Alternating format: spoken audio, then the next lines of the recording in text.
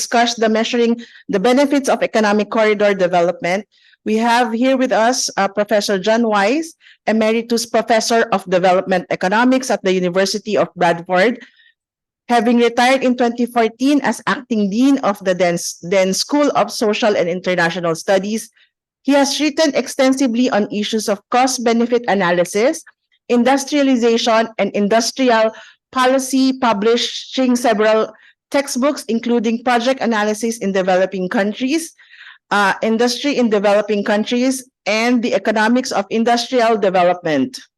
A third edition of Project Analysis in Developing Countries is to be published in October of 2023. He is the joint editor of the Routledge Handbook on Industry and Development. He has worked with the United Nations Industrial Organization over many years. He has been a reviewer for 4 UNIDO Industrial Development Reports and Economics, editor for other studies. He has worked with the Asian Development Bank for many years, both as a consultant and a staff member. From 2001 to 2006, he was the director of research at the ADB Institute in Tokyo. Since leaving the university, he has continued to advise ADB on issues of project analysis. He was lead consultant on the revision of the ADB guidelines for economic analysis of projects in 2017 and has recently worked on a draft handbook for the economic analysis of regional cooperation projects. He reviews project reports, provides advice on methodology, and delivers training programs for bank staff and government officials on an economic analysis of projects. Professor, the floor is yours.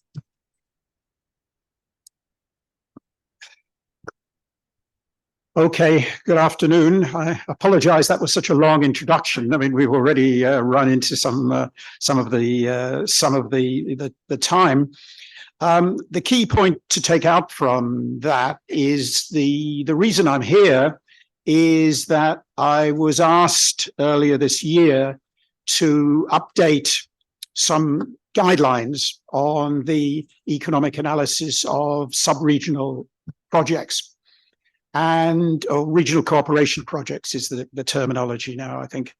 I mean, this is an updating of work I did for the bank in 2017, published in 2018.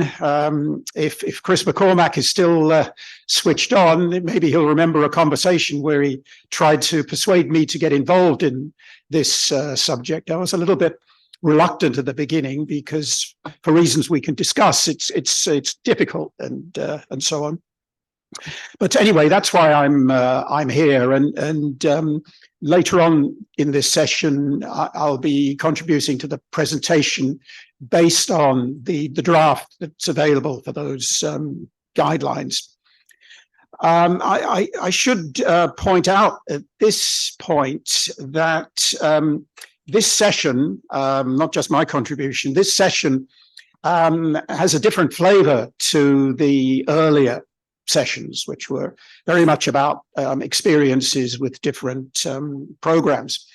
I mean, this session is rather more focused on techniques because its theme is attempts within ADB to come up with measures of the impact of regional cooperation.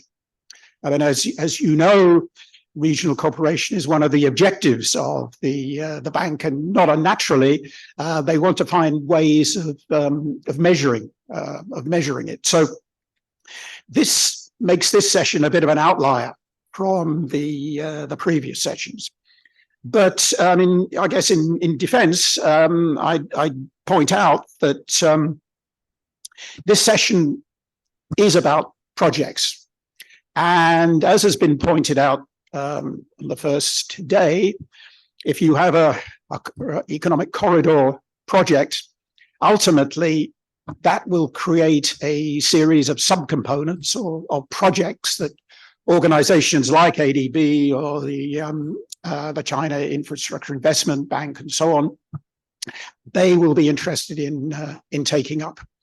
So not unnaturally, the question is, can we measure the benefits from these projects in the same way as we think we can measure the benefits from more conventional national projects.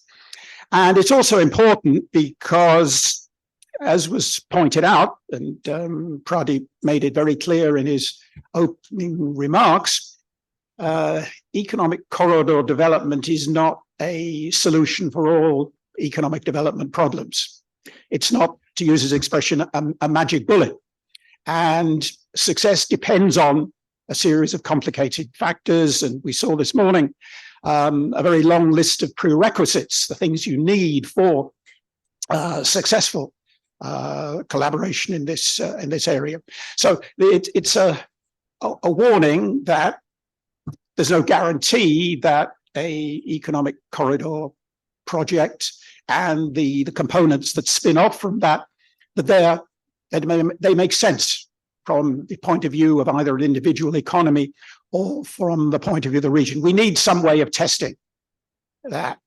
And at the moment, the type of economic calculation, project analysis calculation that is conventionally done provides one way of doing that. And I'll say a bit more about that later on.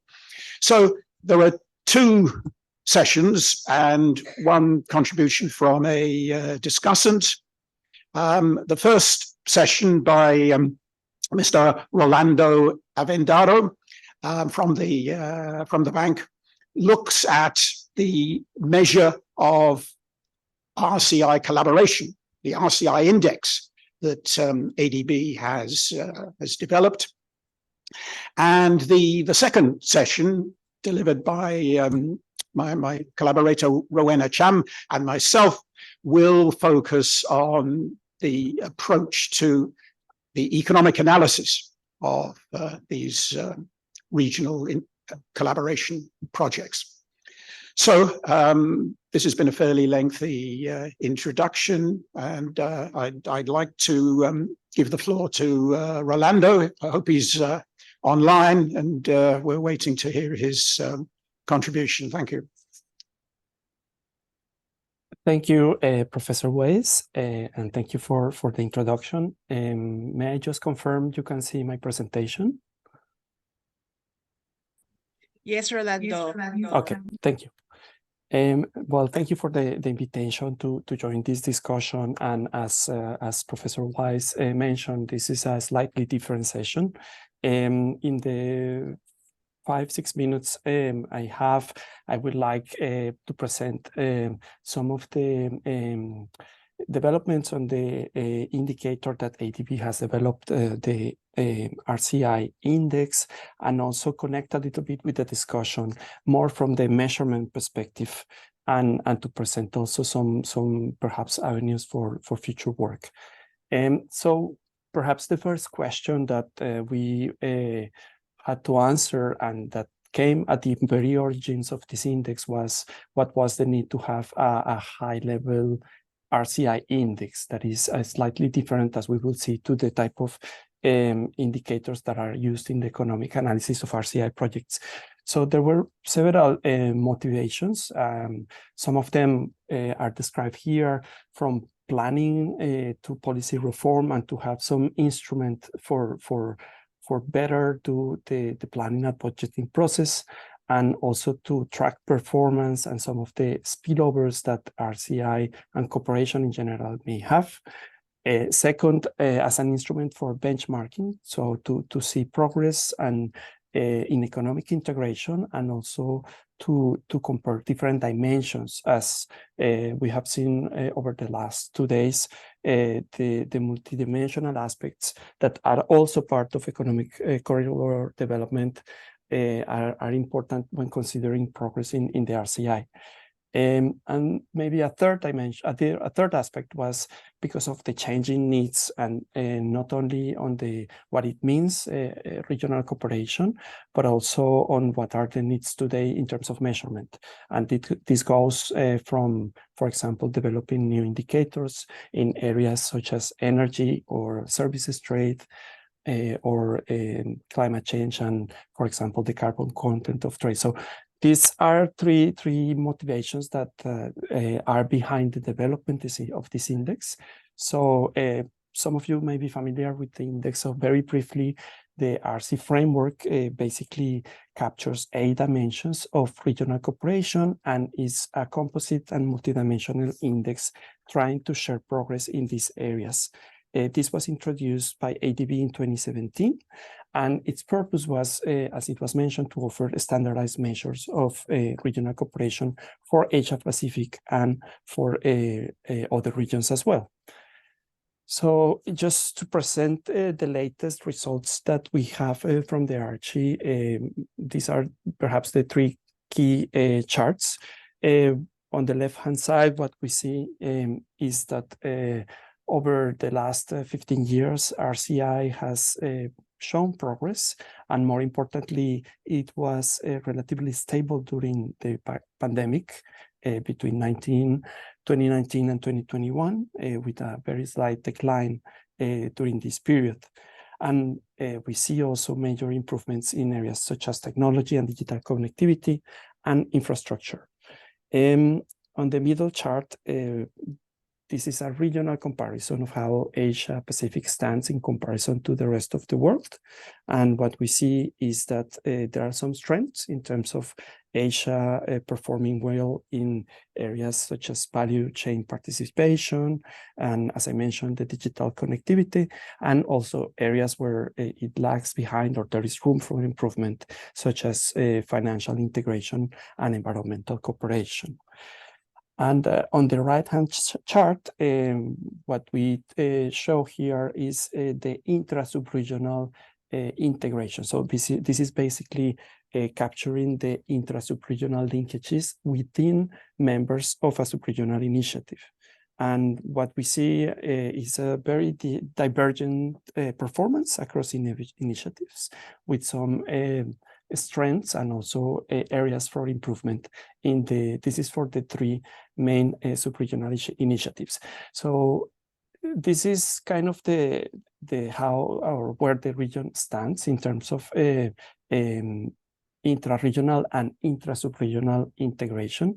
But there is a lot of information behind in this index that we try to work on, and also to present to our ADB colleagues, and also try to corroborate if the index is presenting useful information. Here we see, for example, what are the drivers in terms of what are the main contributors to the RCI index, both by region and by subregion. To mention the chart on the right, for example, we see that the contributions tend to be relatively similar, and there is an important role for the regional value chain and the institutional arrangements, which is an important dimension, and maybe I can mention a couple of things later on this dimension. So what this index can be useful also is to understand how each of these dimensions is contributing. Of course, it's an imperfect index, but at least provides some sort of benchmark in terms of how the region or the subregional initiatives stand and what are the areas for improvement. Something that we are working on at the moment also is on the subregional program. So they are crucial, as we have seen over the past couple of days on ADB's support to regional cooperation.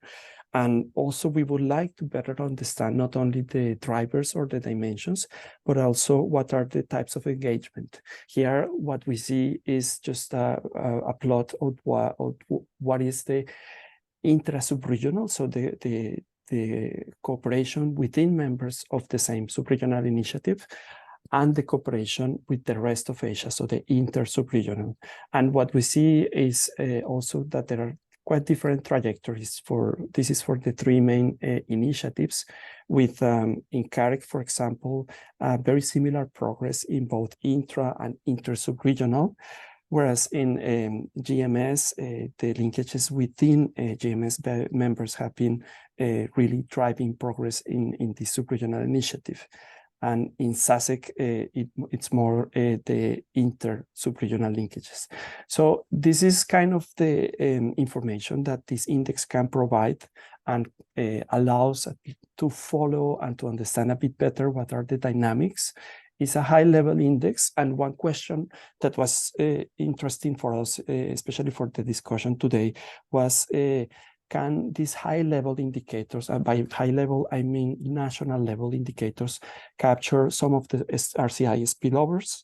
As we will see in the presentation by Professor Weiss, there are methodologies to assess the economic impact of economic corridors, and they look at different channels. And these include some of the channels that you see on the left, from technology transfer to improve transport, agglomeration effects, economies of scale. In principle, these spillovers should be reflected in the high-level indicators that are guiding RCI policy. But it is challenging to translate how this can contribute to each of these aspects. There is also issues on the attribution, for example, how important is one project or one economic corridor, for example, to a specific dimension. And understanding how they contribute to these broader outcomes is still an open question. We plot here some of the indicators that we think reflect better some of these potential spillovers in the case of the economic corridor development.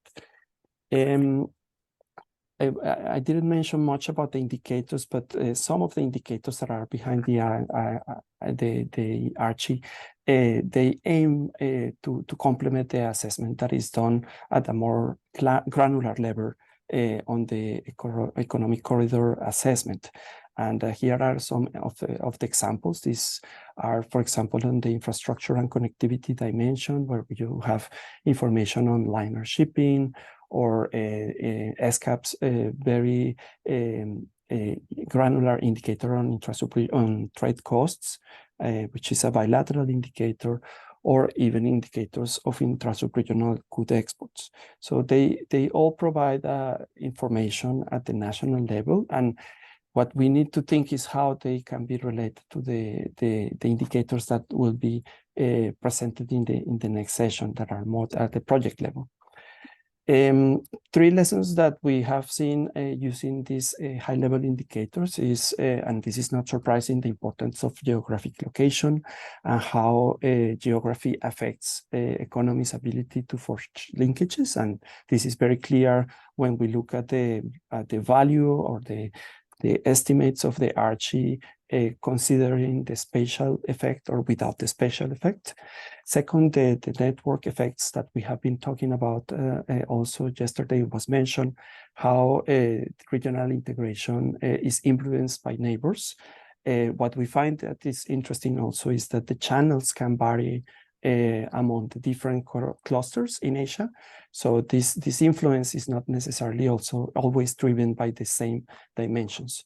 And third, in terms of emerging trends, there is multiple aspects that need to be considered: the reorganization of supply chains and the harmonization of regulatory frameworks that we have been discussing, that are still very, very relevant for the next phase of RCI in the region. One final element is on the impact, how to understand the impact of global integration, regional integration on development outcomes. Something that we have increasingly been interested is also to look at the extra-regional linkages of the region and how they impact different outcomes in terms of economic growth or inclusive growth or inequality. And this is something that we think it's important even in the context of economic corridors, because as we have seen, there are some dimensions, for example, on the alignment with the value chains developments that are outside of the region, and they need to be considered in assessing this impact. So here we present some of the work that has been done, trying to estimate what is the impact of both global and regional integration on these areas of growth, inequality, or inclusive growth. And this could be expanded possibly to a more granular areas, such as sectoral productivity or more relevant areas in the context of economic corridors. So just to summarize my main points, first, standardized measures of RCI for different economies and dimensions, they can strengthen the RCI strategies, and this is important to explain the motivation of having such index. Second, these metrics can inform the rationale and sometimes also support the assumptions and robustness, especially in some of the economic analysis of RCI projects. But at the same time, a lot of the project level indicators, they capture important spillovers that are part of the RCI initiatives, especially at the subregional level. So this is something that needs to be considered also when presenting or when using this type of indicators to monitor progress at the national level. And fourth, as I mentioned, the extra-regional linkages that are increasingly relevant to explain the dynamics of RCI and how to ensure that they are aligned with the economic corridor objectives. So as a way forward, something that we are looking at is as they incrementally adopting this type of granular indicators coming from economic analysis or from other more granular databases in the customization to better reflect the progress in RCI and the synergies among some of these dimensions. And one example of this is between the institutional arrangements and the trade dimension. Thank you. I'll stop here and over to you. Thank you very much. Okay, thank you. Thank you very much. There's a lot of technical information in the index, and maybe it's not quite intuitively clear how it's measured, but the basic result shows that the Asia Pacific region is the most integrated apart from the European Union area, which is obviously what one would expect. And as you'll have gathered, the higher the score on the index, the greater the level of integration, and the comparison is between the region and the global average, as I understand it. Just one specific comment I didn't quite follow, and maybe that could be clarified.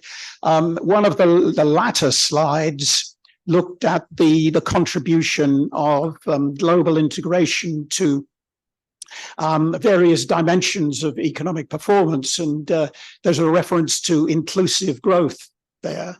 And I didn't, maybe I've missed it, but I didn't see where that's measured by a blue dot, and I didn't see the blue dot in relation to the Asia Pacific region. Whereas in Latin America, it appears from that information that the impact of inclusive growth impact of regional integration on inclusive growth was relatively strong and positive. So people always talk about Latin America as a very unequal region. So I didn't quite follow that result. I don't know if you'd be able to comment on that. Yes, sure. Thank you. Yeah, the slide was showing the impact of global integration on those three dimensions. So basically, based on this composite index we have two components: the regional integration and the global integration. And the chart was showing the impacts across regions. The main message of this is that in general, both global economic integration and regional economic integration tend to have a positive impact. I mean, of course, it's difficult to have an causal effect, but it is associated with higher economic growth, but also, especially for global integration, with higher inequality. So the circle I think you were referring to, it was for Latin America, is not significant, but it is in general global integration tends to be associated to higher income inequality for most of the regions, including Asia and the Pacific. So this is kind of a standard result. What is interesting is that regional economic integration is not necessarily associated to this higher income inequality. So that's kind of the complement between how global and regional integration can contribute to these effects. And finally, on the inclusive growth, this is kind of it puts together a measure of growth, but taking into account adjusted for income inequality, and it tends to be also not significant both on the global and the regional integration index. So this exercise, what it shows basically is that there are different impacts by having higher regional linkages than by higher global linkages.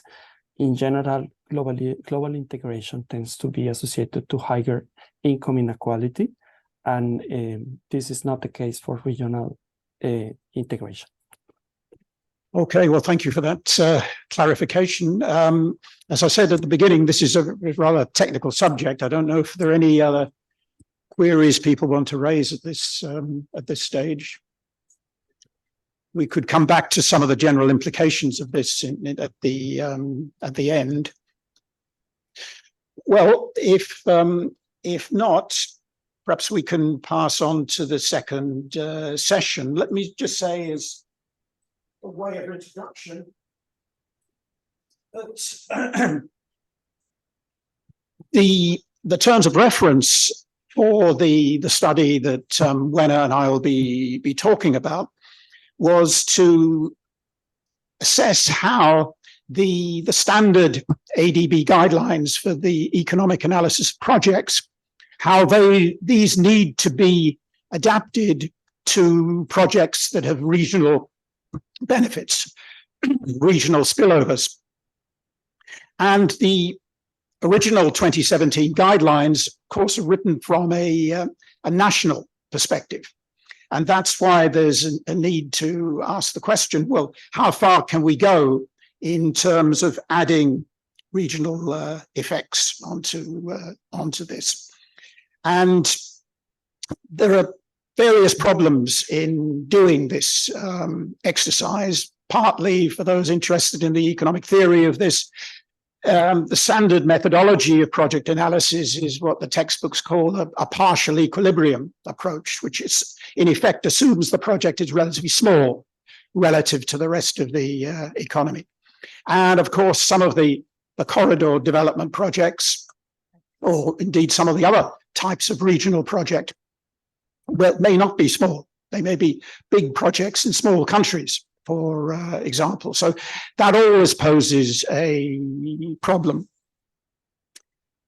And I should stress also that the presentation will be focusing on general types of project with a regional dimension, not necessarily what you've been calling ECD, Economic Corridor Development, which can be seen as a subset of the general category of projects which create regional benefits.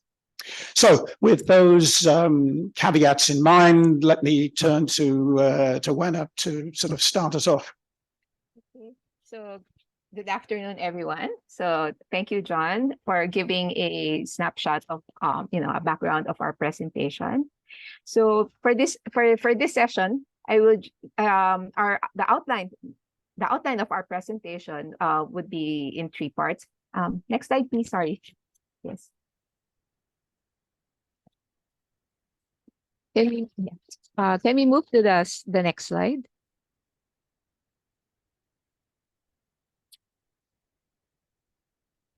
Hello. Thank you. Okay. Sorry. So our outline of our presentation would be in 3 parts. So first, I would be giving an overview of the economic analysis and how it is being done in ADB. The second part is actually the main bulk of the presentation, which is focusing on the economic analysis of RCI projects, which is the ADB projects, as John mentioned earlier. So ADB has a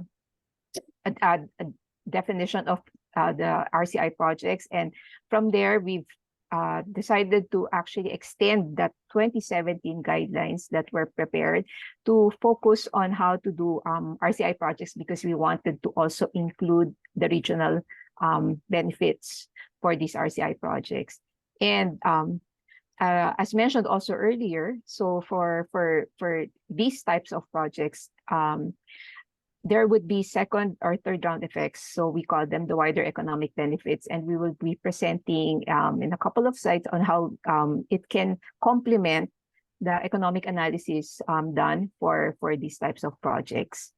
And then, of course, lastly, our last slide would be on the conclusion. Next slide, please. So what is economic analysis? So usually, so when we hear the term, it usually refers to the evaluation of the costs and benefits to check the viability of a project or an investment opportunity. So in layman's term, it involves the identification, the evaluation, and the comparison of cost and benefits. So you could see here that when you have projects, you need to assess what is the contribution of such project in an economy. So how do you do that? It requires the estimation. So you need to quantify these costs and benefits over the project life. So when we do economic analysis, we have an assumption on the project life. Usually for infrastructure projects, we would usually assume on average 25 to 35 years of our project life. And you would see here the benefits and the costs of the project over the project life. So the benefits and costs should capture the impact to the economy. And as you all know, the impacts in the future would have lower value than the same effect in the present due to the cost of waiting. So we usually address this by doing the discounting. Next slide, please. So what is economic analysis? So as defined, so you have all our projects would create either costs or benefits for an economy.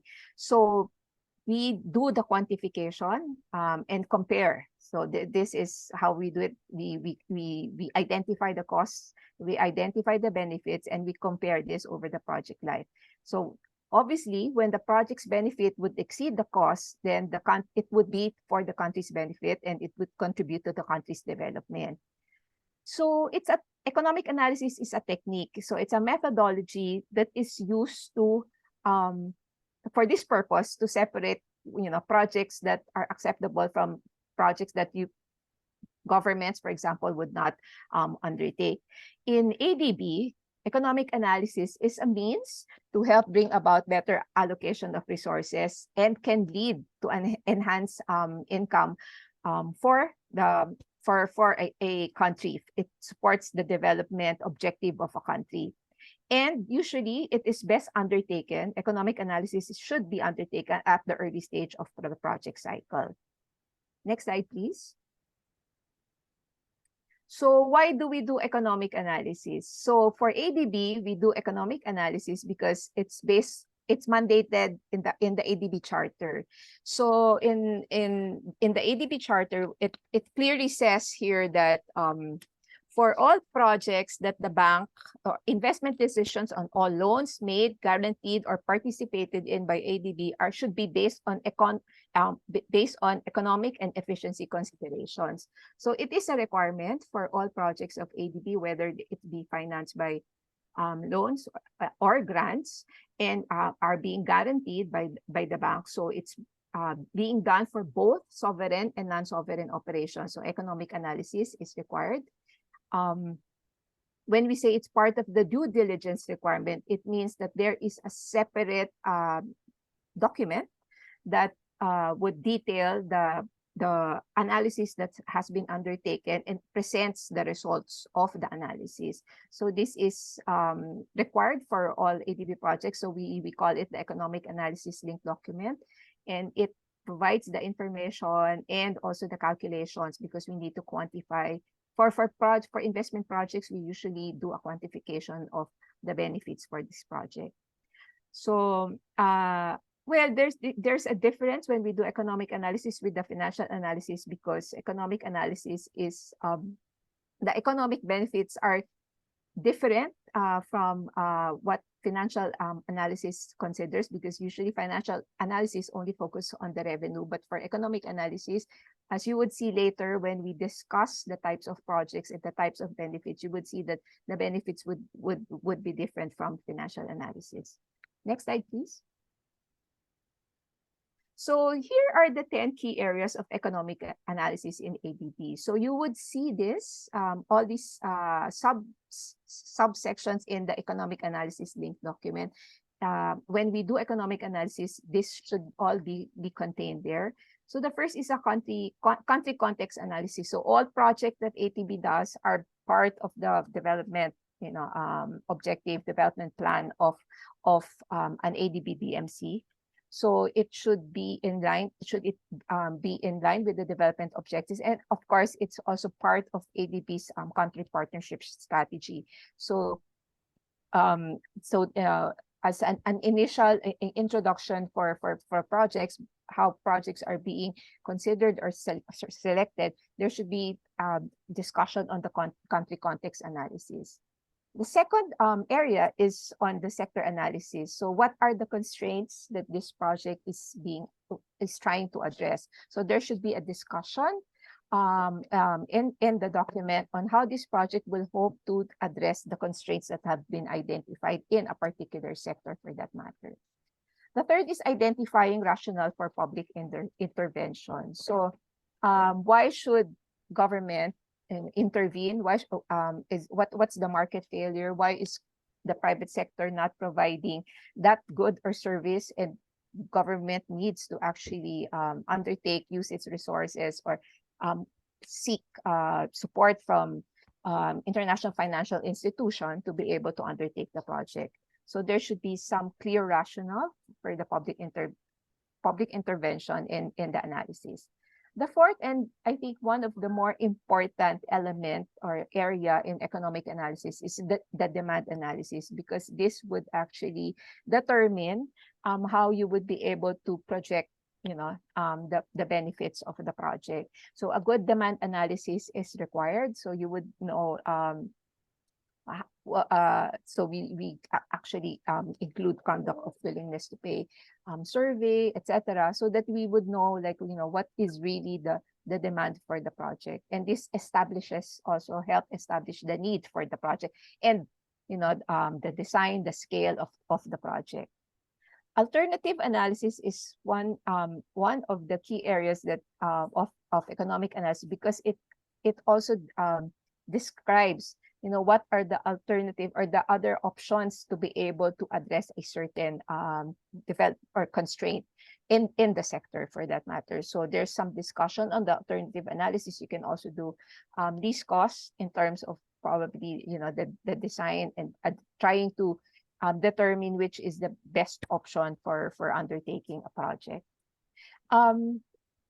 The sixth item, which is a cost-benefit analysis, this is the most common approach when we do economic analysis, and you would see this in most of our investment projects. So you do a cost-benefit analysis, as mentioned earlier. So you have the cost and you have the benefits, and you need to compare this over the project's life and determine. So there would be a result when you do the cost-benefit analysis, and based on the results, you would help decision makers in terms of whether to pursue the project or not. The seventh key area would be on sustainability analysis. This is an important part of economic analysis because you want to make sure that the project would be able to deliver over the project life, the envisioned benefits of the project. So we try to test what are the key parameters that can actually affect the results of the analysis undertaken for a particular project. So you need to identify these key parameters so that you will be able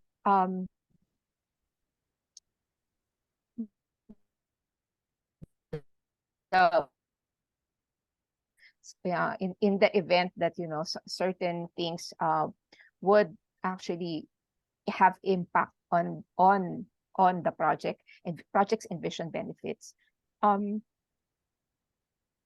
So the eighth parameter would be on the sensitivity and risk analysis. We do risk analysis for large projects because this involves, as earlier, it's kind of technical also. So for smaller projects, we don't actually recommend anymore for the conduct of risk analysis. Conduct of distribution analysis, because if projects are actually focused on addressing poverty or income inequality, so if this is the main objective of projects, distribution analysis would provide information on how the benefits will be shared among the different stakeholders of the project. So you would see here, we would calculate the poverty impact ratio. We would see that, who are the poor for the project, and are these poor really are the intended beneficiaries for the project. And the last is the design and monitoring framework. This is being done earlier on at the project concept stage, to be able to actually link how the projects would the outputs of the project would contribute to the intended outcome, and of course the development impact of the project. So these key areas are the usual elements of economic analysis in ADB. And similarly, later on, when Professor Weiss would discuss how economic analysis would be done for RCI projects, it would still follow these key areas. Next slide, please. So key procedures and decision criteria. I guess, based on the key areas, what is important here is the quantification and the valuation of the effects of the project over the project's life. So, but this quantification and valuation would depend on a lot of assumptions, and these assumptions would actually emanate from implementing agency, the executing agency, and also doing a demand analysis for the project. So once you have all this information, once you have the assumptions clear, updated, for example, for road projects, updated traffic, then you would be able to do the quantification and the valuation.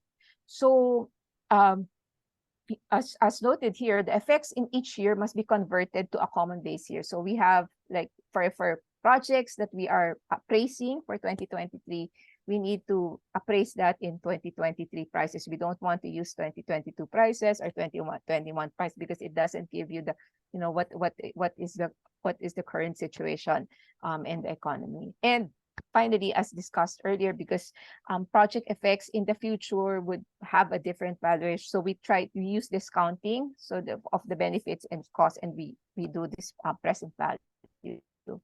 So decision criteria, I think this is important for decision makers, which is one of the more common methodology of economic analysis. You will be able to see the results, and both in the economic net present value, which is the absolute sum. So, and then on the economic internal rate of return, which gives you the percentage return of the project. So ideally, if the net present value is greater than 0, then, and that it means that the EIRR, so the economic internal rate of return, is higher than the discount rate. For ADB's purpose, and based on the 2017 guidelines, we use a 9% for our investment projects. We have a leeway to go down to 6% for projects that in the social sector or in the environment sector, where benefits are harder to actually quantify. So depending on countries, for example, for the Philippines, they use a 10% discount rate. So if your project is greater than 10%, so that project is, we call it economically viable. So their economic net present value is greater than 0. Next slide, please.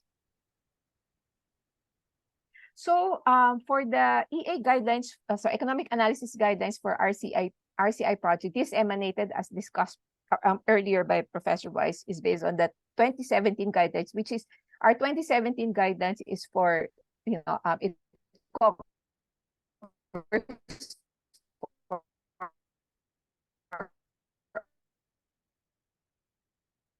and hopefully we would be able to publish this and put it up in the ADB website, hopefully by the end of this year. So the first stage for RCI projects, and it's being done by our colleagues in the RCI thematic group, which is our current host. They establish the case for RCI project based on the scorecard. So they follow a certain guideline. So there's a scorecard that whether if this is like really an RCI project or not. And the second stage is actually to do the economic analysis. Now do the quantification of the benefits and the cost, and determine whether if this project, what proportion would be like the national benefits and what proportion would have this RCI benefits. So and as defined here, you have it should create benefits in countries other than the country's project location. So it should not be so the RCI benefits are over and above the benefits of from the where the project is being undertaken. So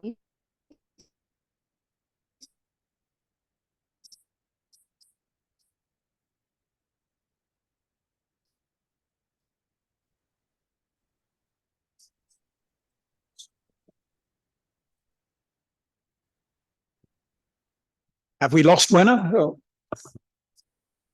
Connectivity is failing, is it, in this instance? No? Okay, well, I can move to the next. Oh. Yes. Oh, we lost you temporarily, okay, Wenna. so yeah, I think the bandwidth, yeah, it says here the bandwidth is low. So maybe Okay, John, well, please press on. Yeah, okay. Please.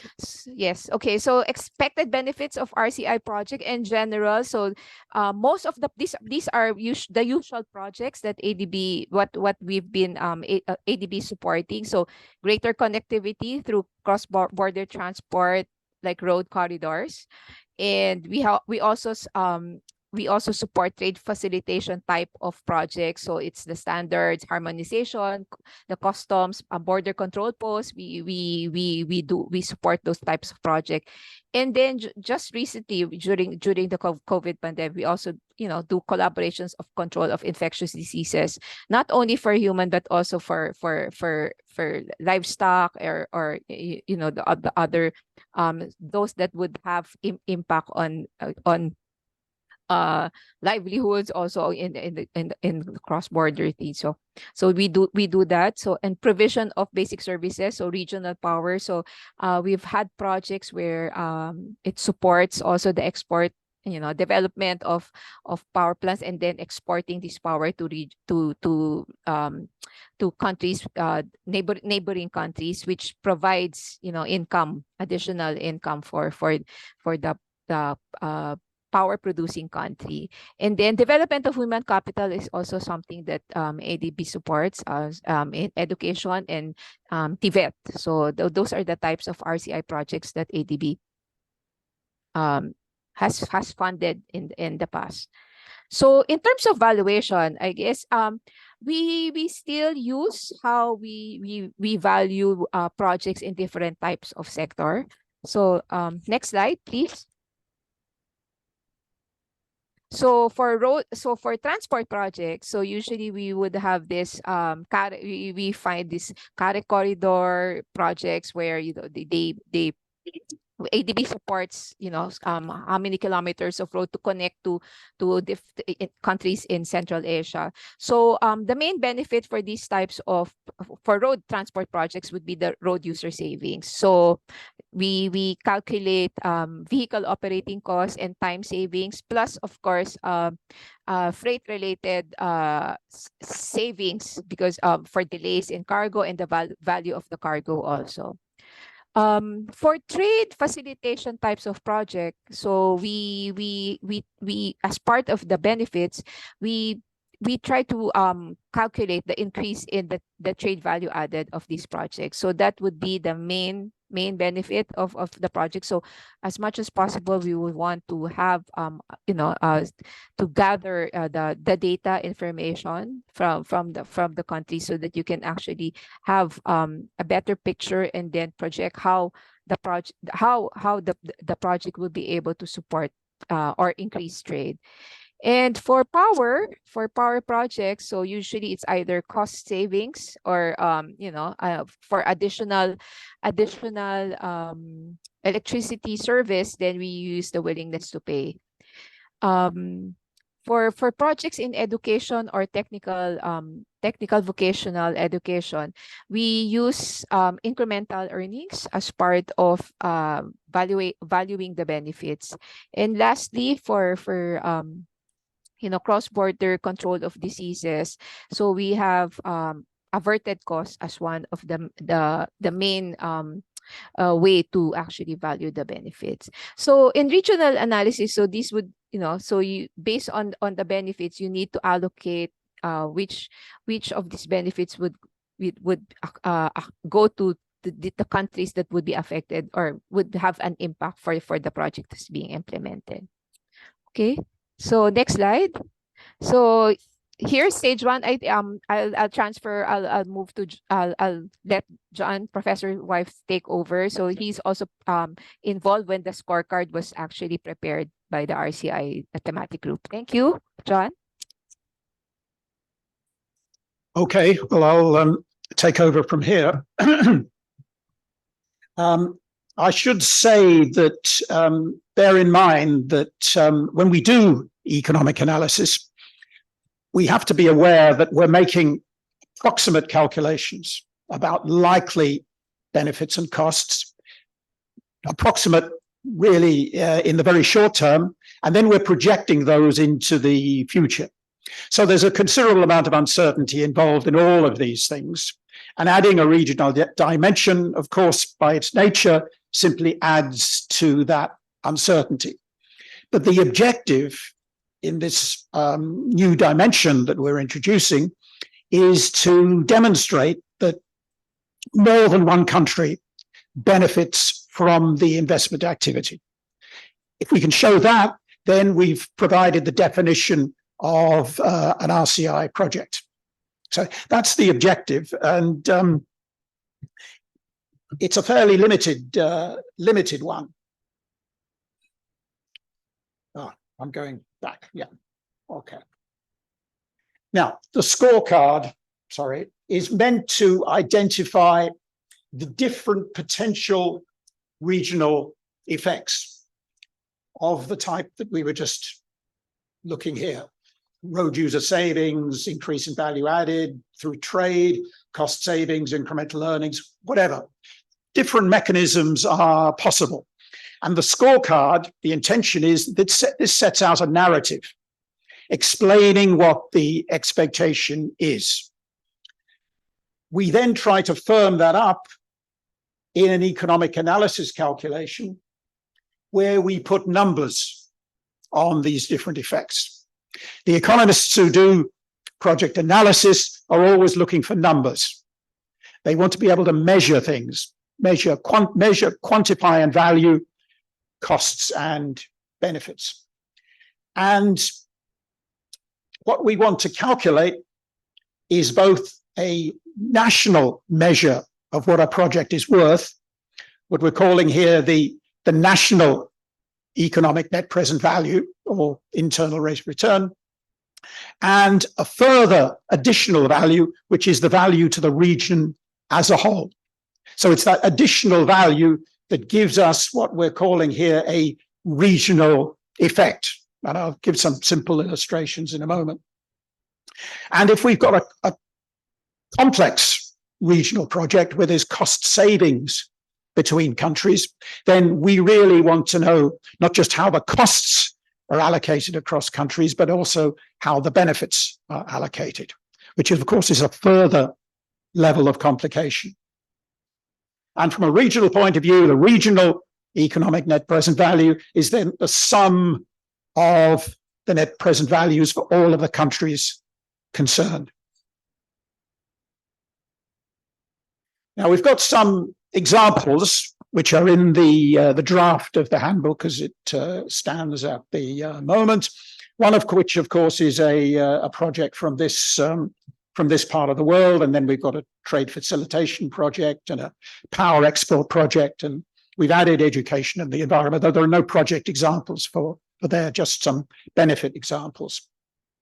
So I'll run through these briefly, and when I talk about some of the technical side of this, I'm deliberately not going into too much detail. I'm giving a flavor of the argument, and if anybody wants to follow up, I can elaborate, or we can give references and so on. ADB has published quite a lot on this, by the way, so if people want to follow up, we can give you the website references. Now, most directly linked with your theme of economic corridor development are the valuation of transport projects. And of course, as was mentioned in the presentation by our colleague from the World Bank, the convention in transport project analysis is to look for the user benefits, which are typically measured in terms of cost savings, vehicle operating cost savings, and time savings. If you build a road, you reduce the costs of running vehicles and you save time, and so, or if you improve a road. And of course, there is the potential, and this is where people were talking the last 2 days about the effect of corridors and the inducement it creates and the linkage effects it creates. There's a potential for wider effects, which are primarily categorized in terms of productivity improvements and induced investment. And the regional dimension to this arises through the cross-border traffic involved and spillovers within the region. If there's additional investment in border countries, neighboring countries, this creates net benefits and so on and so forth. Now, technically, transport analysis uses this distinction between different types of traffic. We don't need to go too far into that if you're not transport specialists. The key from this aspect is to try and identify how much of these transport benefits go to other countries. And one way to do this, and I'm not going to go over these equations in too much detail, one way to do this is to introduce elasticities. This measure economists are very familiar with, the percentage change in a variable caused by the percentage change in another variable. And the key is the income elasticity for regional traffic flows. So if income is growing, what impact does this have on traffic flows within the region? And the other elasticity is a price elasticity for regional traffic. How does regional traffic change when the costs of travel between different countries changes? One way of doing this sort of calculation is to use these elasticity estimates. The more detailed project calculations might include those where you get the figures from, where you get the elasticities from. If you're lucky, you'll get a country-specific estimate. That's usually very unlikely. You'll have to refer to the wider literature and so on. So, for a project like this, border road improvement project, when the economic analysis was done by ADB, benefits were in terms of savings in VOCs, vehicle operating costs, and savings in travel time. Estimates were made of the additional traffic flowing through the effect of the economic activity that the project was assumed to stimulate. Then there were also benefits from induced investment in the mining sector and in the agriculture sector. Now, there's a bit of, as part of the exercise for the handbook, I reviewed this report, and we don't need to go into the detail of it, but there was a risk of double counting. I mean, this is always a problem in this sort of exercise. How far the benefits from generated traffic are actually including benefits from extra agricultural production and extra mining activity. That's something you have to try and extract, so you don't count the same benefits twice. Now, through various manipulations, and this is really based on assumptions rather than detailed data, because we weren't doing the reappraisal of the project, we leave that to somebody else. On assumptions about the allocation of benefits, you get and this is the key point here, a regional net present value, which is just under $76 million, and a percentage return on that total investment of 18%. From a national point of view, it was estimated that there was a surplus or economic net present value of approximately 63 million. So the difference between the two is the regional spillover. Yeah.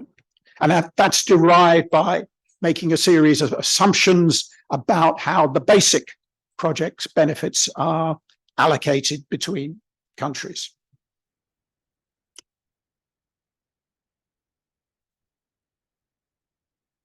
Oh, I'm going backwards. Yeah. Now, another project we've been talking about in the last 2 days, trade facilitation measures, often cited as an important aspect of this story. The starting point for economic analysis estimates the benefit from this type of activity in terms of time and cost savings for governments. Higher staff productivity at border crossings gives us the rationale for that, and time and some cost savings for the vehicle operators who move across the frontier. And we expect some spillover into terms of regional benefits because of the impact of lower transit time on cross-border trade, removal of procedures that delay goods at the port and so on. Now, these procedures and the reduction in time, in theory, we can think of as an additional cost faced by exporters. And we're reducing that cost as a result of the project. So again, you can use this concept of inelasticity. How do imports into a country respond when the costs of moving, the trade costs involved, when these drop? And with assumptions about that, you can come up with higher import flows. And if you get the higher import flows, you've got an estimate of additional trade. The economic benefits of that, and this is a misrepresentation you sometimes see, the economic benefits of that are not the gross value of the exports, or the imports, not the quantity multiplied by the price. It's the increase in the value added component of trade. And of course, only a proportion of the value of trade will be value added. So that's what, in effect, we want to estimate as the regional benefit. Now, when you do this sort of calculation, the way I've been explaining it in terms of elasticities and so on, which is in line with sort of standard economic theory, when you do that, the impact on trade is likely to be small. Much more important will be where there is an inducement effect created by the additional investment on both sides of the border, which is stimulated by the reduction in trade costs. I mean, that's the key potential benefit. Whether it's realized or not depends on a whole series of things that are affecting supply in the respective countries. And again, the danger in this sort of analysis is making unrealistic assumptions about how investment will respond. That can give you grossly distorted estimates of the trade effect and therefore the value added effect.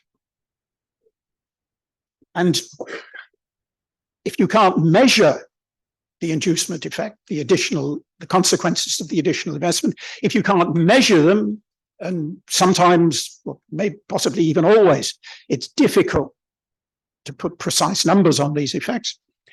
The argument that we use in the draft handbook is you should at least discuss them. There should be a qualitative discussion of the potential for specialization on both sides of the border. And now this should have been highlighted in the first stage of this analysis at the scorecard stage. This is a way of clarifying, elaborating that discussion. So in other words, you can't just assume these positive effects. You need to be able to come up with some explanation of why they're likely to occur.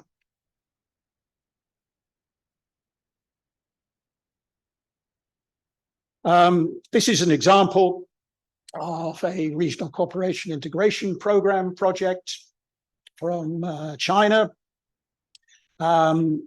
Expansion of the Border Trade Service Center, designed to stimulate trade between China and Vietnam.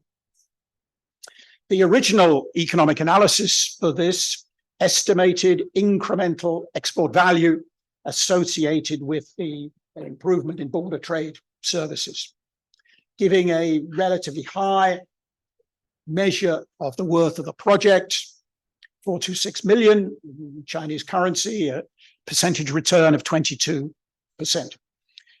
When we looked at this for the handbook, I assumed that this was a gross value, and therefore the value added component is the true measure of economic benefit. You need to extract the costs of generating that additional trade. On the basis of this particular assumption, 40% of gross export value would be a net benefit. That gives us a revised internal rate of return, which is much lower, 8%. Power, we talked about power export projects. Well, again, you do an economic analysis calculation on those. I mean, I won't go into too much detail because we haven't talked about power projects very much in this session.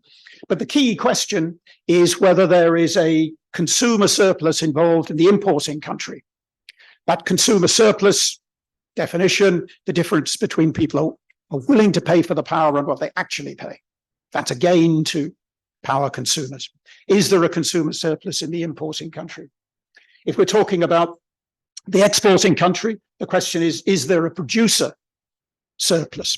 Are exporters getting significantly above the costs of production, including a normal rate of profit in that calculation? And under those conditions, we can identify a regional benefit. No, sorry, I'm getting this upside down. Yeah. I won't go into that in too much detail because time is passing, but this is a Bangladesh-India project. I mean, maybe because those countries are represented in the room, maybe it's worth spending a little bit of time on it. Transmission line, when the bank did the original appraisal, appraised from the national point of view, in other words, from the perspective of Bangladesh. And the benefits from to Bangladesh are the savings in cost and any additional willingness to pay for power. Gain to India is the difference between the export price they receive and the costs of supply, including a normal rate of profit. So if you just do the analysis from the national point of view, I'll just summarize the percentage returns. It's higher, 22%. Oh, 22%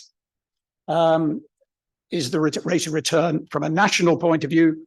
If you add in the regional benefit to India, which is created by the fact that the power has been sold at a price which is significantly above the generation cost and transmission cost when they're added on, that gives a very high rate of return of 47%. So we're picking up the regional spillover to the exporting country, in this case, India.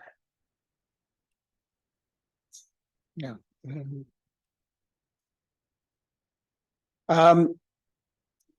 Education, well, we haven't really talked about education. I won't say very much about this. The standard way of calculating benefits from education